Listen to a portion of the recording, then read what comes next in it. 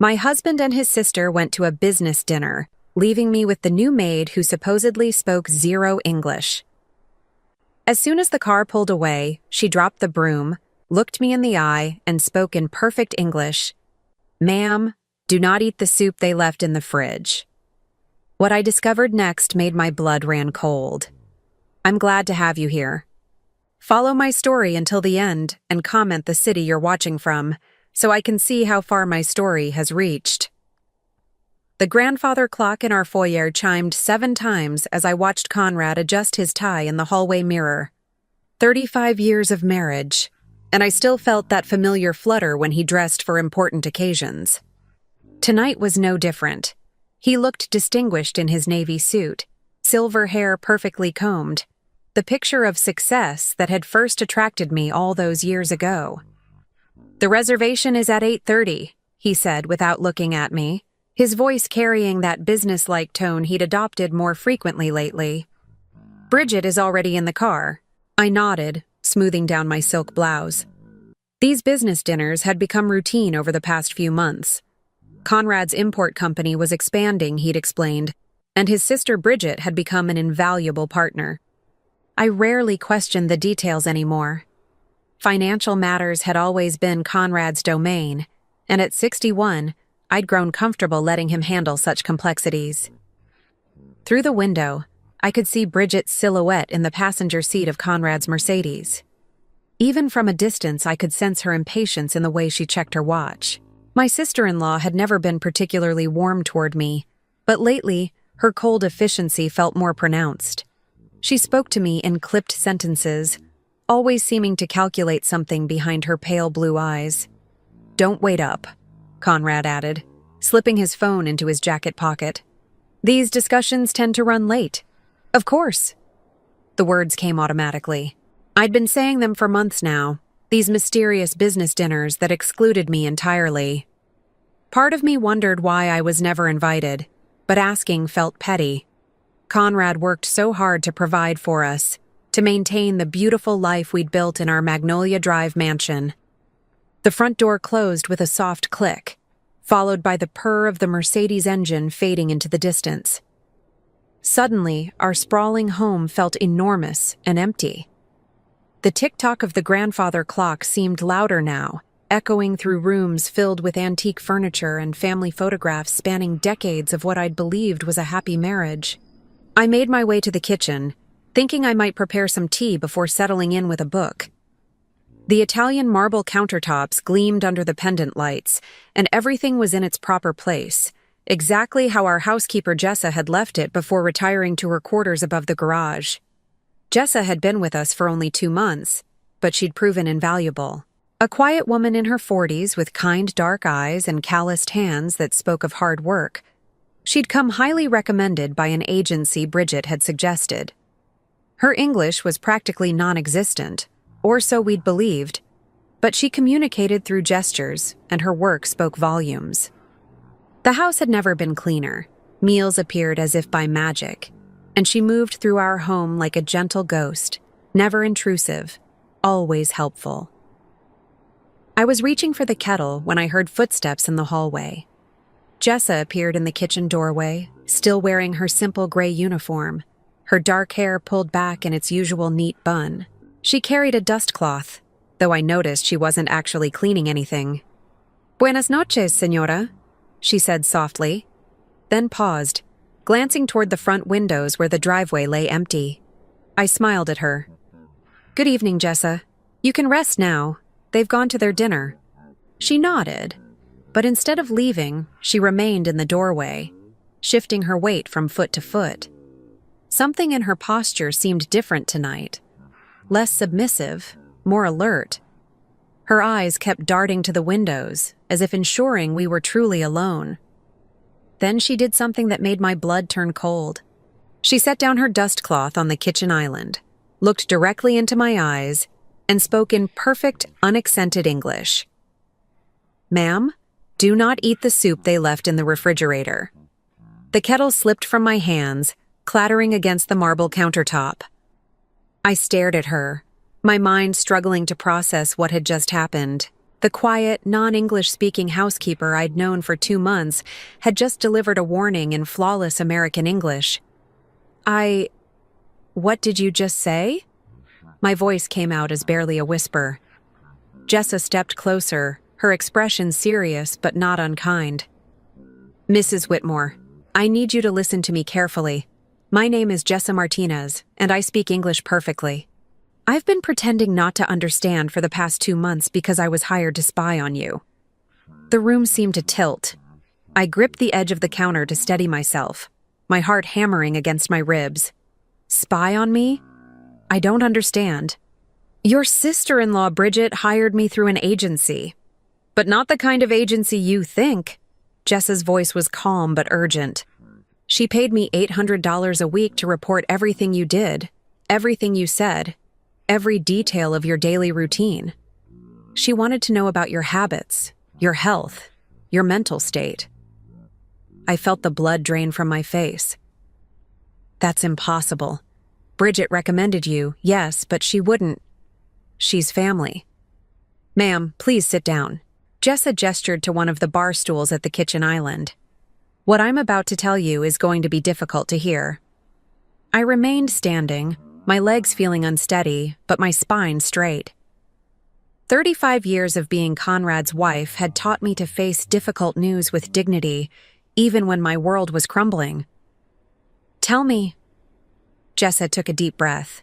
For the past 2 months, I've been listening to conversations between your husband and his sister. Conversations they thought I couldn't understand, because they believed I didn't speak English. Mrs. Whitmore, they're planning something terrible. What kind of terrible? The words felt foreign in my mouth, as if I were speaking a language I'd never learned. They want to have you declared mentally incompetent. They've been slowly introducing substances into your food, not enough to harm you physically, but enough to make you appear confused, forgetful, unstable. Jessa's eyes filled with something that looked like genuine concern. Tonight's soup contains a powerful laxative that will make you violently ill. Tomorrow, they plan to call a doctor who's already been paid to sign papers declaring you unfit to manage your own affairs. The kitchen spun around me. I gripped the counter harder, my knuckles white against the dark stone. Why would they do this? Conrad loves me. We've been married for 35 years. Jessa's expression softened with what looked like pity. Mrs. Whitmore, your husband is in serious financial trouble. His business is failing, and he owes people who don't accept late payments. Bridget has gambling debts that have put her in danger. Together, they see your inheritance as their only way out. My inheritance? I shook my head. My parents died over 30 years ago. There's nothing left. Your family's properties, the investments, the trust fund, it all comes to nearly $3 million. Your husband has been managing it all these years, but legally it belongs to you. If something happened to you, or if you were declared incompetent, Conrad would gain complete control. The grandfather clock chimed 8 times, each toll hitting me like a physical blow. 8 o'clock. They'd been gone for 30 minutes. How long did I have before they returned? How long had I been living in this elaborate lie? Why are you telling me this? I finally managed to ask. If Bridget hired you to spy on me, why betray her now? Jessa looked down at her hands, then back up at me. Because I've watched you for 2 months, Mrs. Whitmore. You're kind to everyone. You treat me with respect, even though you think I can't understand you. You leave me little notes with drawings when you want something done, and you always say please and thank you, even though you don't think I understand the words. She paused, her voice growing stronger.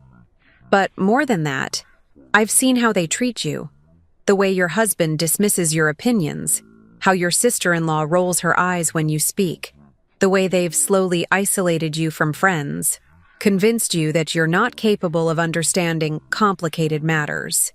What they're doing isn't just about money, it's about power, and I won't be part of destroying a good person. I stood there in my beautiful kitchen, surrounded by the life I'd thought was perfect, and realized that everything I believed about my marriage, my family, my very existence had been a carefully constructed lie. The soup in the refrigerator, which I'd planned to heat up for a late dinner, suddenly seemed like a weapon pointed at my heart. What do I do? The question came out broken, desperate. Jessa stepped closer, her voice dropping to an urgent whisper. First, we make sure that soup gets disposed of where they'll never know it wasn't consumed. Second, we start documenting everything. And third, Mrs. Whitmore, you need to understand that this is just the beginning. What I've told you tonight is only part of what they've been planning. The sound of gravel crunching in the driveway made us both freeze. Car headlights swept across the kitchen windows. They're back, Jessa whispered, immediately switching back to her subservient posture. Act normal. Don't let them suspect anything has changed. As I heard the familiar sound of Conrad's key in the front door, I realized that my entire life had just shifted on its axis. The man I'd loved and trusted for 35 years, the sister-in-law I'd tolerated and tried to please, they weren't just strangers, they were my enemies. How was the restaurant?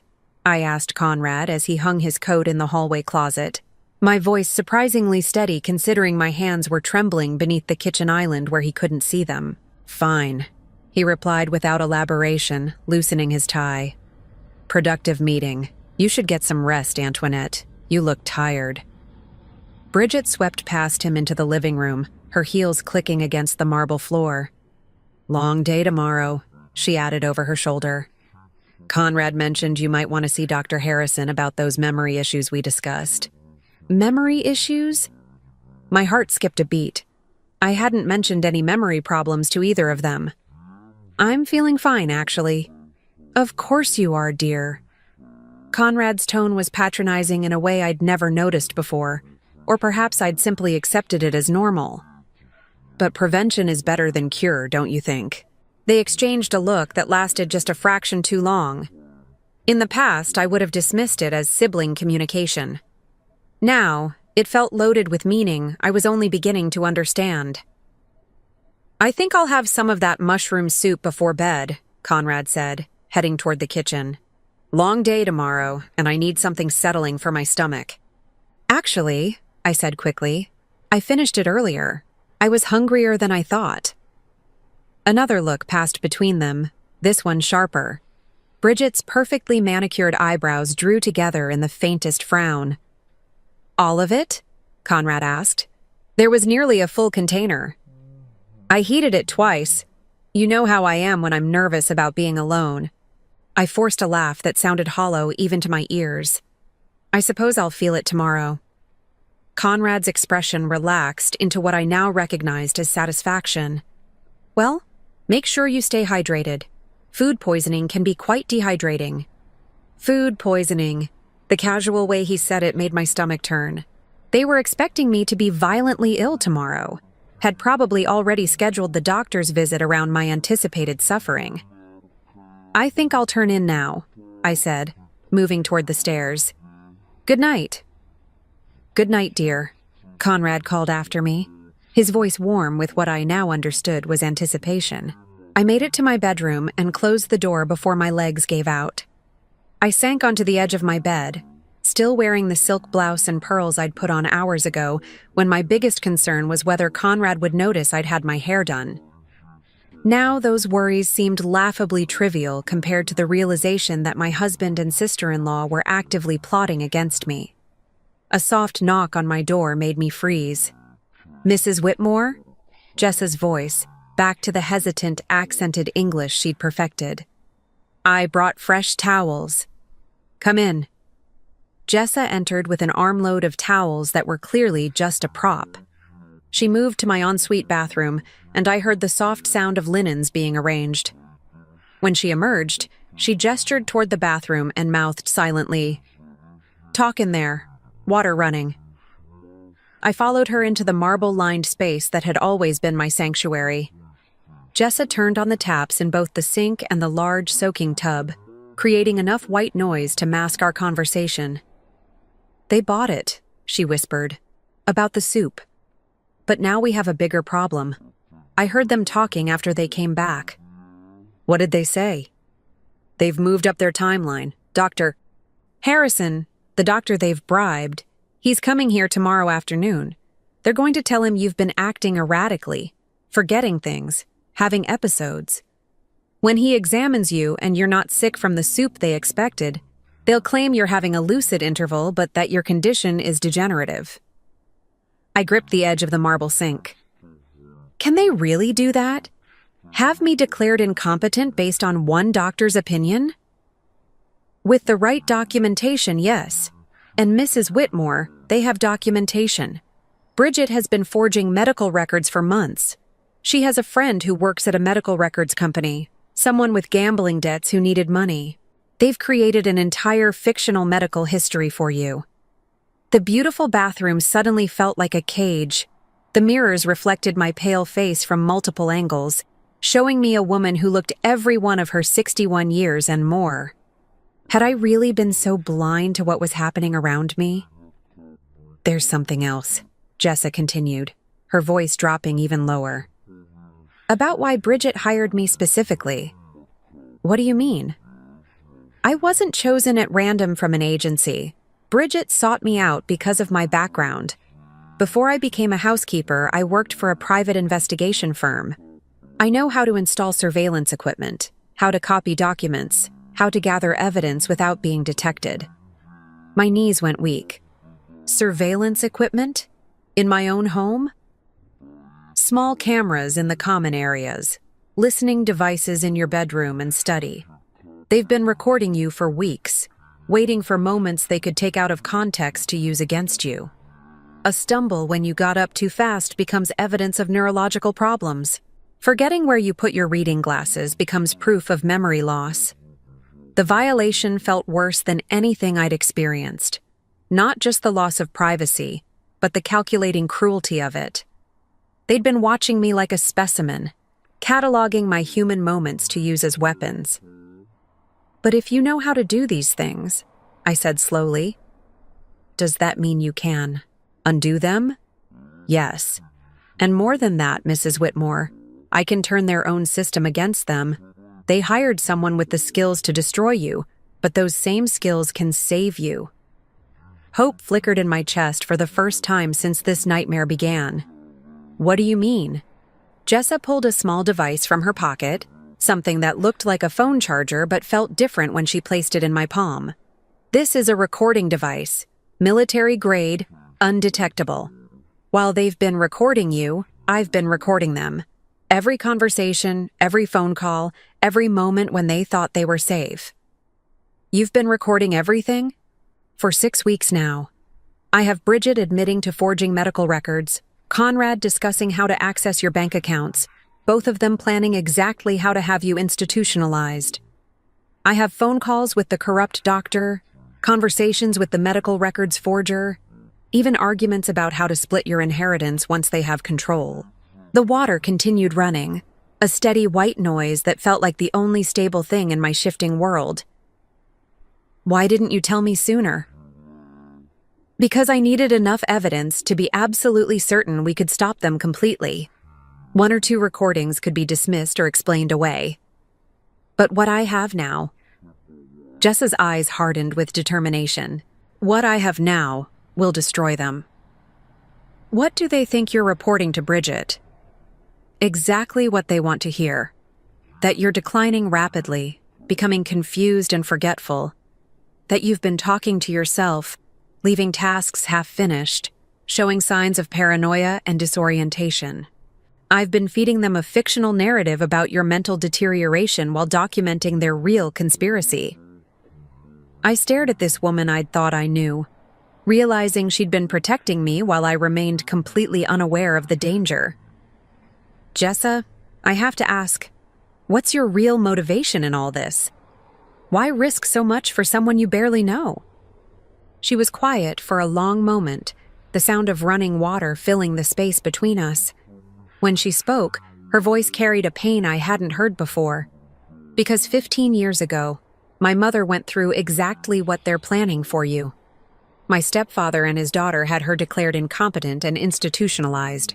She died in that place 18 months later, alone and branded as mentally ill. I was young and didn't understand the system well enough to stop it. I've carried that guilt every day since.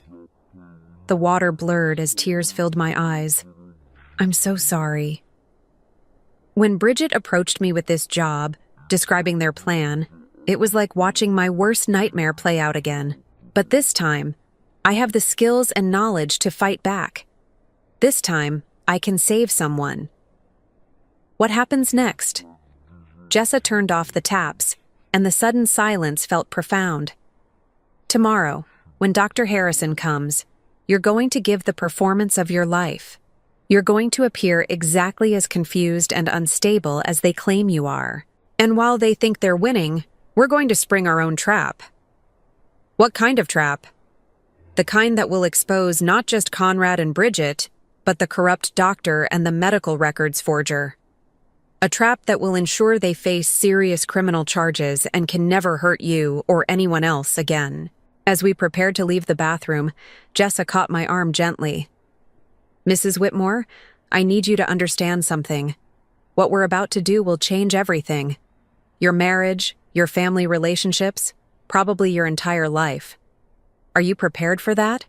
I thought about the 35 years I'd spent trusting Conrad, the careful way I'd tried to earn Bridget's approval, the quiet life I'd built around being a supportive wife to a man who saw me as nothing more than a bank account with a heartbeat.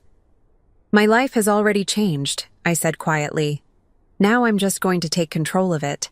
But as we stepped back into my bedroom, both of us returning to our practiced roles as lady of the house and subservient housekeeper, I couldn't shake the feeling that tomorrow would bring revelations even more shocking than tonight's discoveries. Because if Conrad and Bridget were willing to go this far, what other secrets had they been keeping? And how deep did this conspiracy really go? The next morning arrived with deceptive normalcy. Sunlight streamed through our bedroom's heavy curtains, casting familiar patterns across the Persian rug that had adorned our floor for over 2 decades. I'd barely slept, my mind racing with everything Jessa had revealed, but I forced myself to follow my usual routine. Conrad could not suspect that anything had changed. I found him in the breakfast nook, reading the Wall Street Journal while sipping his morning coffee. He looked up when I entered, and I caught something in his expression, a calculating assessment, as if he were taking my mental temperature. "Good morning, darling," he said, his tone carefully neutral. "How are you feeling?" "A bit tired," I replied, which was certainly true. My stomach was upset during the night. I think that soup didn't agree with me after all. His eyes sharpened with interest, though he tried to hide it behind concern. "Oh, that's unfortunate. Perhaps we should have Dr. Morrison take a look at you." Doctor. Morrison had been our family physician for 15 years. A kind man who actually cared about his patients. Not the corrupt Dr. Harrison they'd arranged to evaluate me this afternoon. "I'm sure it will pass," I said carefully. Bridget appeared in the doorway, already dressed in one of her expensive business suits. She'd been staying with us for the past 3 weeks, ostensibly while her house underwent renovation. Now I understood the real reason for her extended visit. She needed to be here to witness my supposed breakdown firsthand. "Any word from Dr. Harrison about this afternoon?" she asked Conrad, not bothering to lower her voice. The casualness with which she discussed my medical appointment without including me in the conversation was telling. "He'll be here at 3 o'clock, Conrad replied, then turned to me with false solicitude. "Darling, I've arranged for a specialist to examine you. Dr. Harrison comes highly recommended for cognitive assessments." The way he said cognitive assessments made my skin crawl. They weren't even pretending anymore that this was about my physical health. This was the beginning of their plan to have me declared mentally incompetent. "Is that really necessary?" I asked, allowing a note of confusion to enter my voice. "I feel fine, just a bit under the weather. Better safe than sorry," Bridget interjected smoothly. "At our age, we can't be too careful about these things." Our age. Bridget was 57, 4 years younger than me. But she spoke as if we were both ancient and failing, when in reality, I was in excellent health, or had been, before learning that my closest family members were poisoning me. After breakfast, I retreated to my study, a small room off the main hallway that had always been my private sanctuary. Conrad rarely entered it, dismissing my books and correspondence as women's interests not worthy of his attention. Now, I wondered if that dismissal had been strategic, a way to keep me isolated in pursuits that wouldn't threaten his control.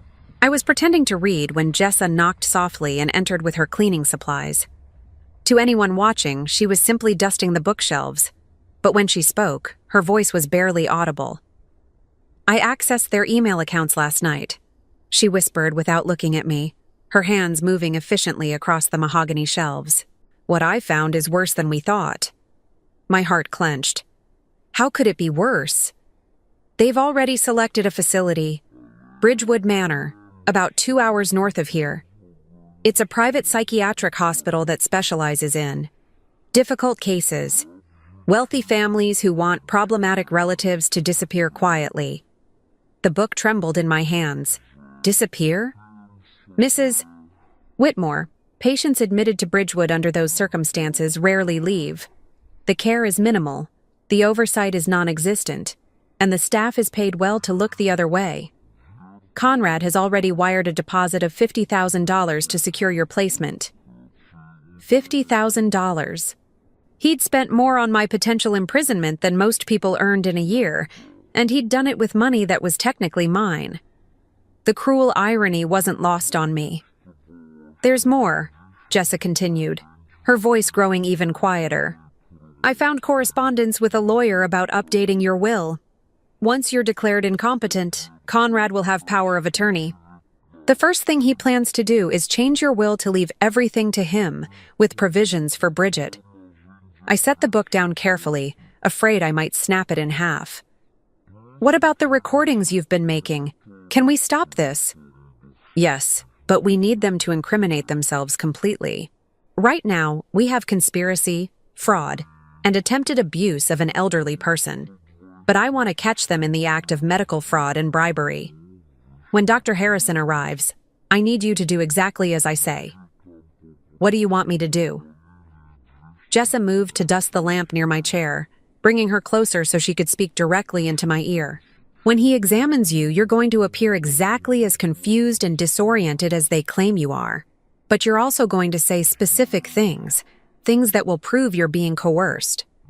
"What kind of things?" "You're going to mention seeing people who aren't there, but you're going to describe them in ways that make it clear you're being coached. You're going to forget recent events, but remember old ones with suspicious clarity. Most importantly, you're going to ask Dr. Harrison questions that will force him to reveal he's been briefed about your case before examining you." The plan was risky, but I could see the logic. If we could prove that Dr. Harrison had predetermined his diagnosis, we could expose the entire conspiracy. What if he's more careful than that? Then we have backup plans. I've installed micro cameras in this room and the living room where he'll conduct his examination.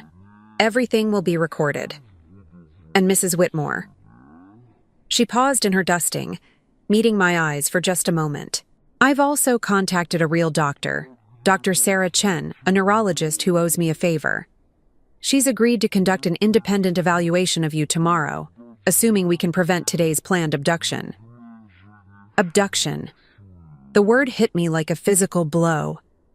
That's what this was, a planned kidnapping using medical authority as cover. If their plan succeeded, I would be forcibly committed to an institution where I might never be seen again. "How long have they been planning this?" I asked. Based on the emails I found, at least 6 months. It started when Conrad's business began failing more seriously. Bridget approached him with the idea after she lost her house to gambling debts. They see you as their retirement plan.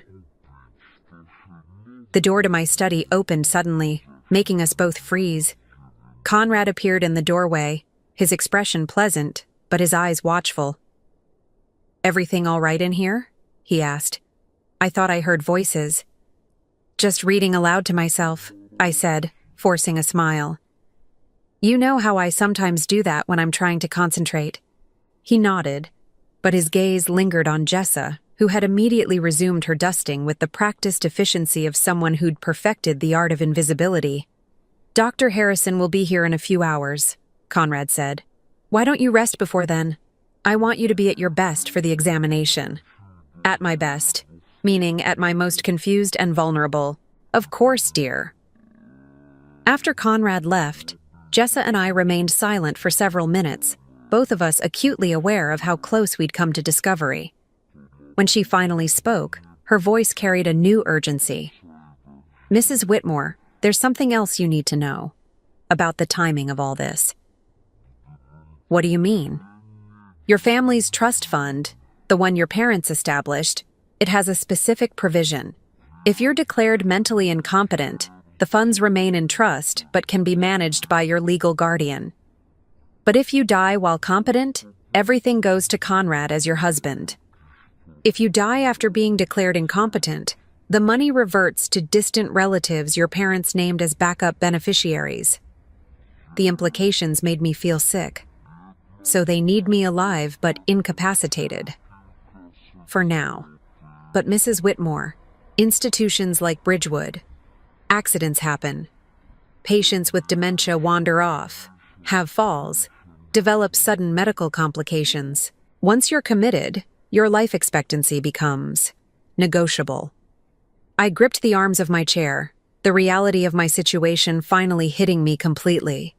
This wasn't just about money or control. This was about my survival. Conrad and Bridget weren't just planning to steal my inheritance. They were planning to eliminate me entirely, just slowly enough to avoid suspicion. "We have to stop them today," I said, my voice steadier than I felt. "Whatever it takes." "We will," Jessa promised. "But Mrs. Whitmore, when this is over, when they're exposed and facing criminal charges, your entire life will change. Are you prepared to lose everything you've known for the past 35 years? I looked around my study, at the books I'd collected, the photographs of what I'd believed was a happy marriage, the comfortable life I'd built on what I now knew was a foundation of lies. Then I thought about the alternative, disappearing into an institution where I'd be at the mercy of people who saw me as nothing more than a profitable problem to manage. "I've already lost everything," I said quietly. "Now I'm just going to make sure they pay for taking it." As if summoned by my words, the grandfather clock in the foyer began to chime noon. 3 hours until Dr. Harrison arrived. 3 hours to prepare for what might be the most important performance of my life. Because if we failed, it might also be my last. At exactly 3 o'clock, Dr. Harrison's black sedan pulled into our circular driveway. I watched from my bedroom window as a tall, thin man in an expensive overcoat emerged, carrying a leather briefcase that looked more suited to a lawyer than a doctor. Even from a distance, something about his demeanor struck me as predatory rather than professional. Conrad greeted him at the front door with the enthusiasm of a man welcoming an old friend, rather than meeting a medical specialist for the first time. Their conversation was animated, punctuated by gestures toward the house's interior, and what looked suspiciously like an exchange of documents before they even stepped inside.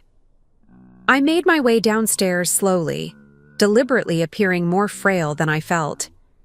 Jessa had coached me on the subtle signs of cognitive decline that would seem authentic to a casual observer, but obvious as performance to anyone looking closely. The goal was to give Dr. Harrison enough evidence to support his predetermined diagnosis, while creating a record that would later prove the examination was fraudulent. "Antoinette, dear," Conrad called as I entered the living room. "This is Dr. Harrison. He's here to conduct that evaluation we discussed." Dr. Harrison rose from the sofa, extending a manicured hand. He was younger than I'd expected, perhaps 50, with prematurely gray hair and sharp blue eyes that seemed to catalog everything they saw. "Mrs. Whitmore, it's a pleasure to meet you. Your husband has told me so much about you." Already a red flag. A legitimate doctor conducting an independent evaluation wouldn't have discussed my case in detail with my husband beforehand. "Have we met before?" I asked, allowing confusion to color my voice. "You look familiar." "No, Mrs. Whitmore, this is our first meeting," Dr. Harrison replied smoothly. but I caught the quick glance he exchanged with Conrad. Perhaps you're thinking of someone else. Bridget appeared from the kitchen carrying a tea service with the efficiency of a hostess rather than the concern of a family member worried about my health. I thought you might like some refreshment before the examination, she said, setting the tray on the coffee table. I noticed that she'd prepared 4 cups, an interesting choice if this were truly a medical appointment.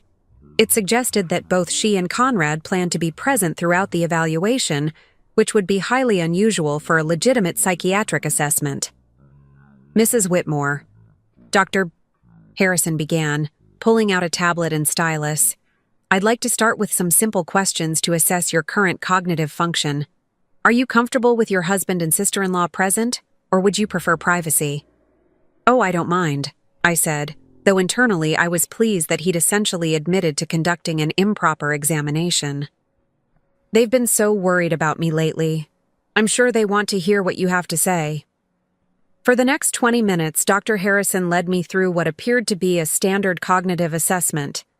He asked me to remember lists of words, perform simple mathematical calculations, and identify common objects from pictures. I answered correctly, but slowly, occasionally pausing as if struggling to find the right response. But it was what happened between the formal questions that truly revealed the corruption at work. Mrs. Whitmore, Dr. Harrison said during one of these informal moments, your husband mentioned that you've been having episodes of disorientation. Can you tell me about those? I glanced at Conrad with apparent confusion. Episodes? I don't remember any episodes. When did I have episodes? Just last week, dear, Conrad said gently, his voice full of false concern. You forgot how to work the coffee maker. You stood in the kitchen for nearly an hour, just staring at it. This was news to me. I used our coffee maker every morning without difficulty, and no such incident had ever occurred. Conrad was inventing symptoms on the spot, and Dr. Harrison was accepting them without question. That must have been frightening, Dr. Harrison said to me, making notes on his tablet. Do you remember feeling confused about familiar objects? Sometimes, I said hesitantly, following Jessa's coaching to appear cooperative but uncertain. But I thought that was normal. Don't we all forget things sometimes? Some forgetfulness is normal, Dr. Harrison agreed, but what your family is describing suggests a more serious pattern. Again, he was treating Conrad and Bridget's claims as established fact, rather than allegations to be verified. A competent physician would have asked for specific details, requested medical records, or insisted on speaking with me alone to get my version of events.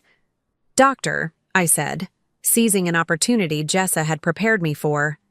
Before we continue, could you tell me who referred you to my case? I like to know how my doctors find me. Dr. Harrison's pen stopped moving. Your husband contacted my office directly. But how did he know to contact you specifically? Do you specialize in cases like mine? A flush crept up Dr. Harrison's neck. I have experience with cognitive decline in elderly patients, yes. What kind of experience? And how did Conrad know about that experience? The questions were making Dr. Harrison visibly uncomfortable. Conrad jumped in quickly. Darling, Dr. Harrison comes highly recommended. Bridget suggested him based on her research. I turned to Bridget with apparent innocence. Research? What kind of research? Medical directories, Bridget said curtly. Online reviews. The usual things people do when seeking specialists. But I wasn't finished. Jessa had prepared me for this moment. Doctor, before you examine me further, could you tell me about your assessment criteria? I'd like to understand what you're looking for. Dr. Harrison glanced at Conrad again. Another telling sign. A legitimate physician would have been happy to explain his process to a patient. Mrs. Whitmore, the evaluation involves multiple factors: cognitive testing, behavioral observation, family history. Family history is important, I agreed. What specific family history are you working with? Because I should mention that my parents both lived well into their 80s with no cognitive decline. My grandmother was mentally sharp until she died at 93. This was true, and it directly contradicted any genetic predisposition to early dementia that they might try to claim. Dr. Harrison made more notes, but I could see him struggling to fit my actual family history into whatever narrative Conrad and Bridget had provided. Sometimes these conditions can appear without genetic predisposition, he said finally. Of course, I replied. But in those cases, wouldn't you want to rule out other causes first? Environmental factors, medication interactions, depression, vitamin deficiencies? There are so many reversible causes of cognitive symptoms. Dr. Harrison's discomfort was now obvious. A patient questioning his thoroughness shouldn't have rattled a competent physician, but his predetermined conclusions were being challenged by inconvenient facts. Conrad intervened again. Darling, let's let the doctor complete his examination. We don't want to take up too much of his valuable time. The phrase valuable time struck me as significant. It suggested a financial arrangement rather than a professional consultation. I filed that observation away for later. Of course, I said. But doctor, one more question. Given that cognitive decline can have so many different causes, what's your standard protocol for ruling out treatable conditions? Blood work? Brain imaging? Medication review? Those tests can be arranged if necessary, Dr. Harrison said vaguely. If necessary? Wouldn't they be necessary before making any definitive diagnosis? The silence that followed was telling. A legitimate physician would have enthusiastically agreed that comprehensive testing was essential. Dr. Harrison's reluctance to commit to proper medical procedures revealed that he had no intention of conducting a thorough evaluation. From my peripheral vision, I saw Jessa enter the room quietly, ostensibly to collect the tea service. But I knew she was positioned to capture everything on her hidden recording devices. Mrs. Whitmore, Dr. Harrison said, clearly eager to move away from procedural questions. Let's continue with the assessment. Can you tell me what year it is? 2023, I replied correctly. And who is the current president? I paused, pretending to think. That would be, oh, what's his name? The one who came after Obama. Mrs. Whitmore, Conrad said gently. Obama left office several years ago. We've had 2 presidents since then. I blinked in apparent confusion. 2? That can't be right. I remember Obama was president just. This was pure theater, but Dr. Harrison seized on it immediately, making vigorous notes. A real physician might have explored whether I was thinking of a different time frame or confused about something specific. Dr. Harrison simply recorded my response as evidence of cognitive decline. Mrs. Whitmore, he continued, can you tell me about your daily routine? Do you manage your own medications, handle your finances, drive a car? Conrad helps me with all of that, I said, which was unfortunately true. Over the years, he had gradually assumed control of every aspect of our lives. He's so much better with numbers and details. And that's been going on for how long? I pretended to think. Oh, years and years. Conrad has always been the smart one in our family. Dr. Harrison nodded approvingly, as if my husband's financial control was evidence of my incapacity rather than a potential red flag for financial abuse. As the examination continued, I began to understand the full scope of the conspiracy. This wasn't just about forging a few documents or bribing one doctor.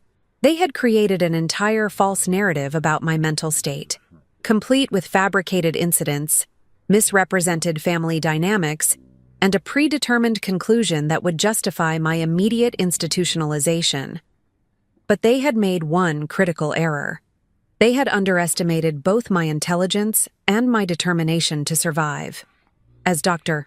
Harrison prepared to conclude his examination, I knew that the next few minutes would determine whether I spent the rest of my life as a free woman or disappeared into the nightmare of Bridgewood Manor. Mrs. Whitmore, Dr. Harrison said, closing his tablet with an air of finality. Based on my examination today, I believe you're experiencing significant cognitive decline that requires immediate professional intervention." The words hung in the air like a death sentence. Conrad leaned forward eagerly while Bridget maintained her mask of concerned family member, though I could see the satisfaction gleaming in her eyes. "What kind of intervention?" I asked, allowing my voice to tremble slightly. "I'm recommending immediate placement in a specialized care facility where you can receive round-the-clock monitoring and treatment, Dr. Sao," Harrison replied smoothly. "I've already contacted Bridgewood Manor. They have an opening, and I believe you would benefit from their specialized program." Already contacted. He'd arranged my institutionalization before even conducting his fraudulent examination. The audacity of it was breathtaking. "Today?" I asked with apparent confusion. "But I don't understand. I feel fine. Can't I just take some medicine?" "Mrs. Whitmore," Conrad said gently, taking my hand in his. "The doctor knows best. And this isn't permanent. Just until you're feeling better." The lie rolled off his tongue so easily. We all knew that patients admitted to Bridgewood under these circumstances didn't come home. "I've prepared the necessary paperwork, Dr. E." Harrison continued, pulling documents from his briefcase. "With your husband's signature as your medical power of attorney, we can facilitate the transfer this afternoon." "Medical power of attorney?" I blinked in apparent confusion. When did I give Conrad medical power of attorney? An uncomfortable silence fell over the room. Conrad cleared his throat. "Darling, we discussed this months ago when you were having those episodes. You signed the papers yourself." This was news to me. I'd never signed any such document, which meant they'd either forged my signature or planned to do so now. "I don't remember signing anything." "That's exactly why this intervention is necessary," Dr. Harrison interjected. "Memory loss regarding important legal decisions is a serious symptom." The circular logic was infuriating. My inability to remember something that never happened was being used as proof of my incompetence. But I forced myself to remain in character, appearing confused and vulnerable while inwardly seething at their manipulation. "Doctor," I said hesitantly, "could I see the papers I supposedly signed? Maybe that would help me remember." Dr. Harrison's eyes flicked to Conrad. "Mrs. Whitmore, focusing on past confusion might agitate you further. Let's concentrate on getting you the help you need." Another red flag.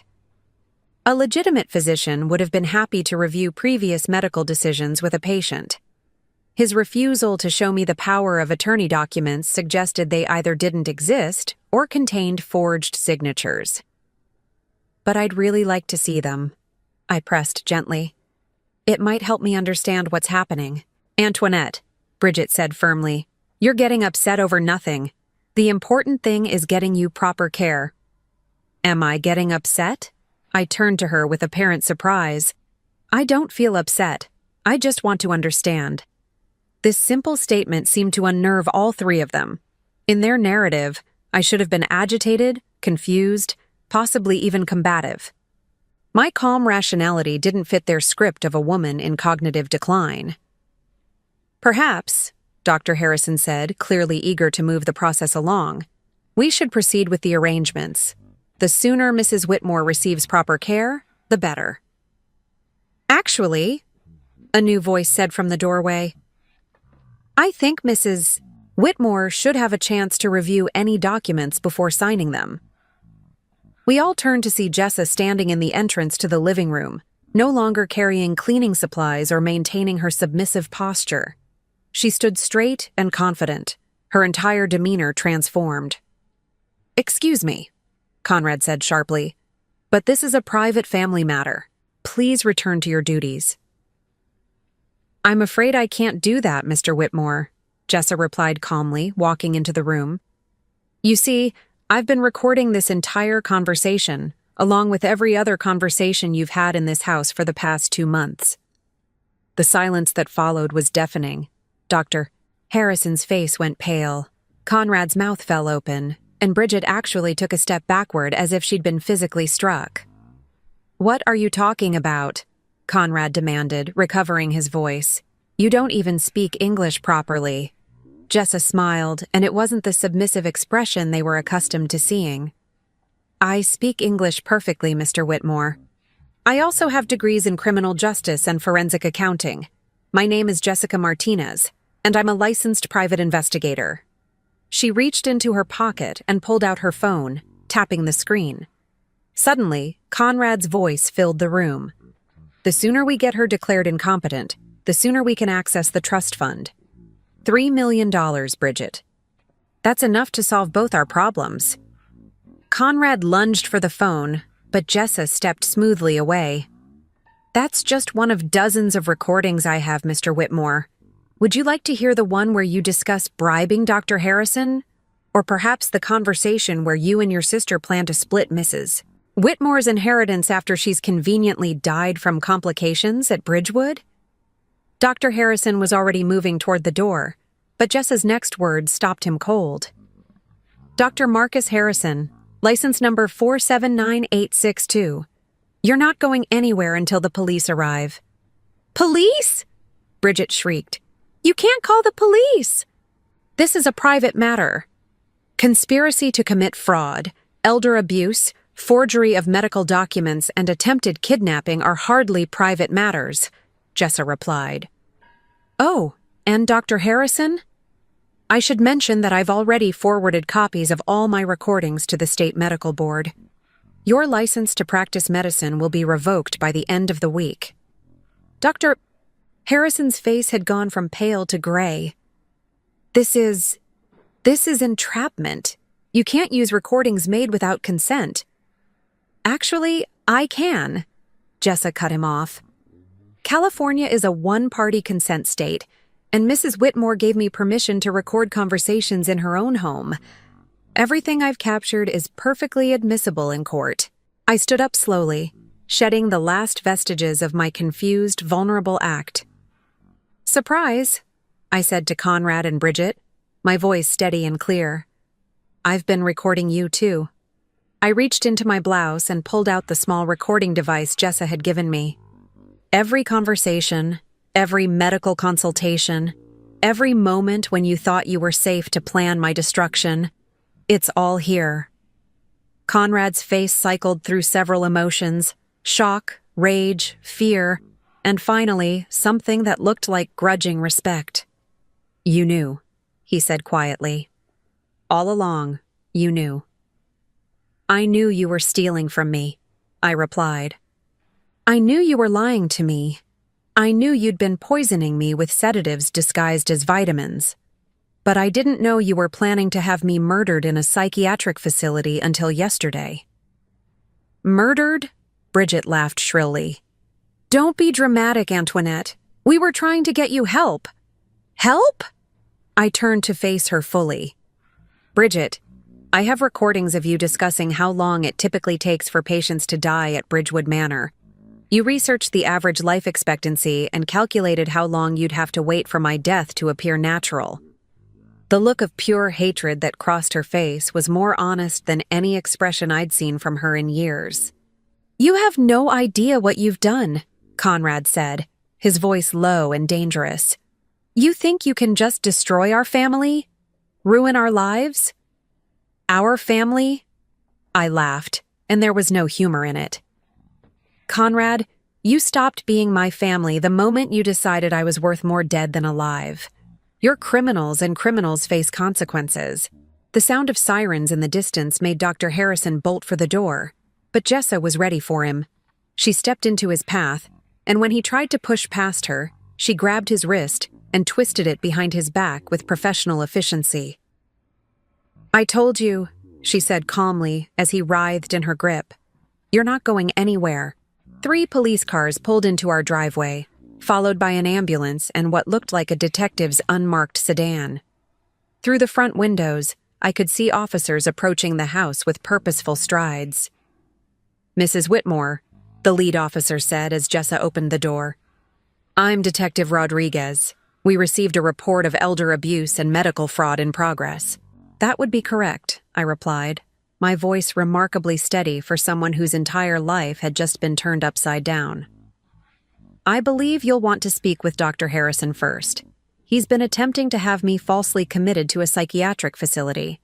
As the officers began reading rights and placing handcuffs, I watched 35 years of marriage dissolve before my eyes.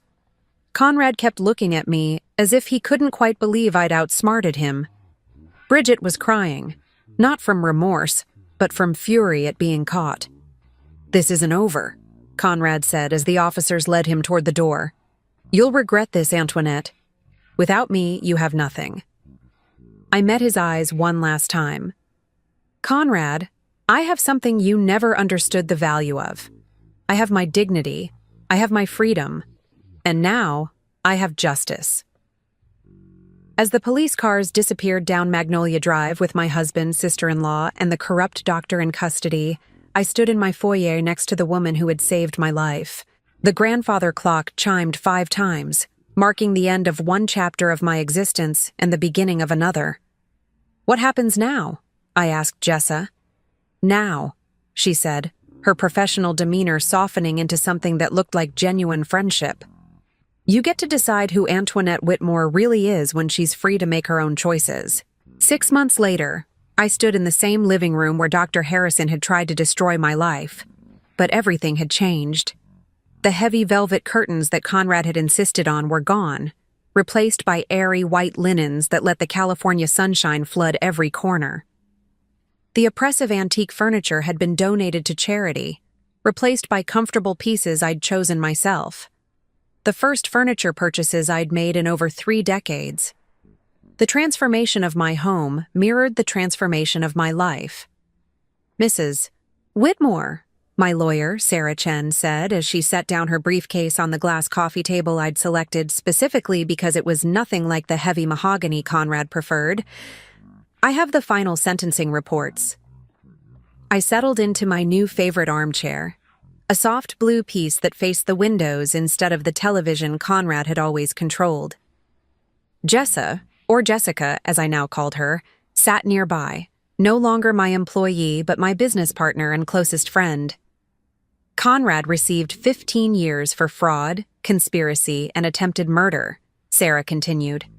"The prosecution was able to prove that he'd been systematically draining your trust fund for over 10 years, taking nearly $800,000 for his failed business ventures and gambling debts." $800,000. Money my parents had saved and invested, expecting it to provide security for their daughter. Instead, it had funded Conrad's lies and Bridget's addiction while I lived on a careful budget, believing we were conserving our resources. "Bridget got 12 years, Sarah continued. Her cooperation with the prosecution helped expose the larger network. Apparently, this wasn't the first time she'd participated in elder abuse schemes. She's been running similar cons on wealthy widows for years, using her social connections to gain access to vulnerable women." I nodded, unsurprised. Bridget's practiced efficiency at manipulation had suggested extensive experience. "And Dr. Harrison?" 20 years, and his medical license is permanently revoked. He'd falsified competency evaluations for at least a dozen other victims over the past 5 years. The FBI is still investigating the full scope of his operations. 20 years seemed appropriate for a man who'd perverted the trust that should exist between doctor and patient. His victims included elderly women like me, but also adults with disabilities whose families wanted them institutionalized for convenience, and even some cases involving inheritance disputes where inconvenient relatives needed to disappear.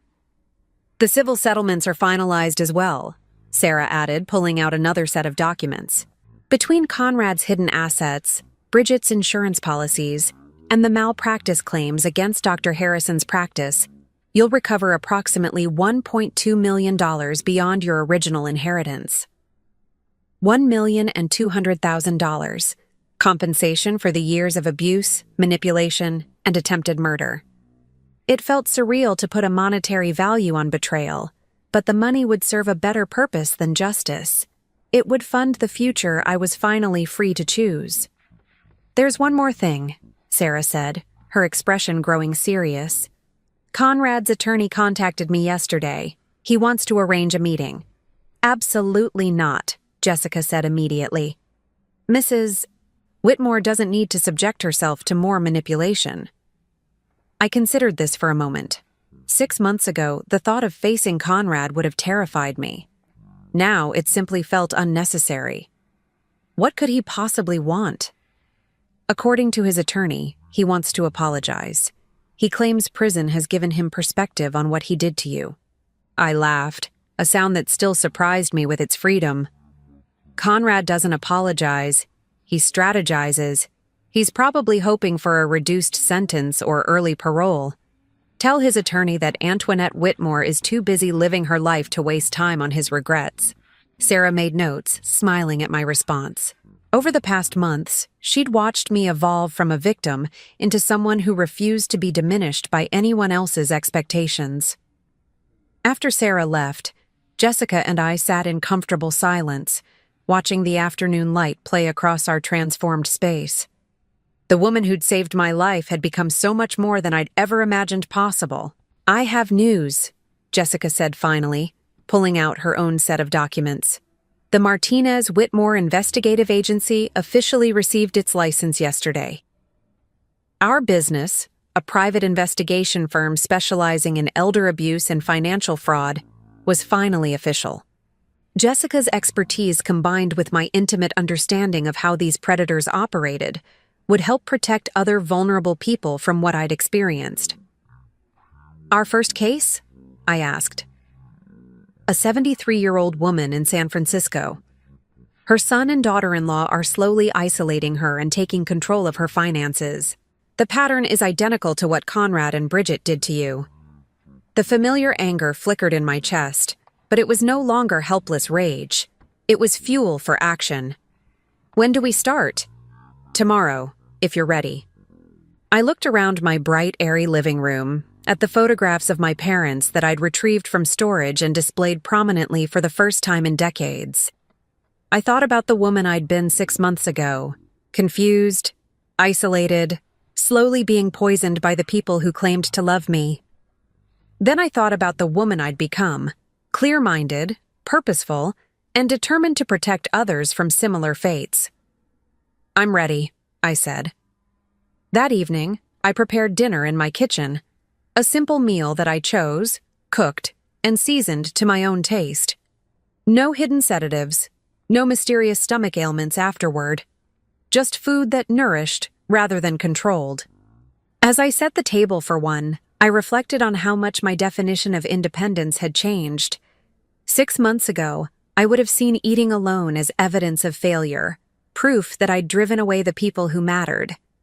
Now, I understood it as evidence of choice, the ability to decide how I wanted to spend my time and with whom. The doorbell rang as I was finishing my meal. I opened it to find a delivery driver holding an enormous bouquet of sunflowers, my favorite flower, though Conrad had always insisted roses were more elegant. The card read, "Congratulations on your new business venture. You're going to save so many lives. With love and admiration, Dr. Sarah Chen." Dr. Chen, the neurologist who'd conducted a real evaluation of my cognitive function, proving definitively that I was mentally competent and had never shown any signs of dementia. Her testimony had been crucial in securing Conrad and Bridget's convictions. I arranged the sunflowers in a crystal vase that had been my mother's, placing them on the dining room table where they caught the last rays of afternoon sun. Their bright faces turned toward the light seemed like a metaphor for the direction my life had taken, always reaching for warmth and growth, no longer trapped in shadow. Later that night, I sat in my study, the room that had once been my sanctuary from Conrad's control and was now simply my office. I opened my laptop and began drafting our agency's mission statement, words flowing easily as I described our commitment to protecting vulnerable adults from financial abuse and exploitation. My phone buzzed with a text from Jessica. "Proud to be your partner in this new adventure. Tomorrow we begin saving lives." I smiled and typed back, "Tomorrow we begin living." As I drifted toward sleep, I thought about the 73-year-old woman in San Francisco who didn't yet know that help was coming. Tomorrow, Jessica and I would begin the work of exposing another family's greed and protecting another vulnerable person from the kind of systematic abuse I'd endured. The cycle would end with us, one case at a time, one saved life at a time. Now, I'm curious about you who listened to my story. What would you do if you were in my place? Have you ever been through something similar? Comment below. And meanwhile, I'm leaving on the final screen 2 other stories that are channel favorites, and they will definitely surprise you. Thank you for watching until here.